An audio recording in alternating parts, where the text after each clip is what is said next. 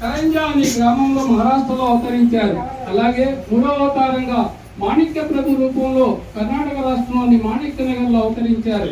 అలాగే ఆ దత్తాస్వామి నాలుగవ అవతారంగా స్వామి సమర్థ అక్కలకోట స్వామి రూపంలో సోలాపూర్ జిల్లా అక్కలకోట గ్రామంలో అవతరించారు. అలాగే ఆ దత్తాత్రేయ స్వామి ఐదవ అవతారంగా పరిపూర్ణంగా సాయినాథుని రూపంలో మహారాష్ట్రలోని షిరిడి అనే గ్రామంలో సాయినాథుని పేరిట అక్కడ అవతరించి ఎంతో మందిని ఆయన ఆశ్రయించిన వారందరినీ భక్తులను అనుగ్రహిస్తున్నారు. ఆ దత్త స్వరూపమే సాయినాథుడు. అలాగే ఎంతో మంది అవధూతుల రూపంలో మహాత్ముల రూపంలో ఆ దత్తస్వామి అందరినీ ఎవరైతే వారిని ఆ నామాన్ని స్మరించిన వారిని ఆశ్రయించిన ఆ భక్తులందరినీ కూడా నిరంతరం అనుగ్రహిస్తూ ఉంటారు. రామకృష్ణ అవతారాలు యొక్క ఆ యుగాలకు పరిమితమైన దత్తాత్రేయ స్వామి మాత్రం ఈ సృష్టి ఉన్నంత వరకు ఉంటాను, నన్ను ఆశ్రయించినందుకు తెలుసుకున్న వారిని నిరంతరం నేను అనుగ్రహిస్తూ ఉంటానని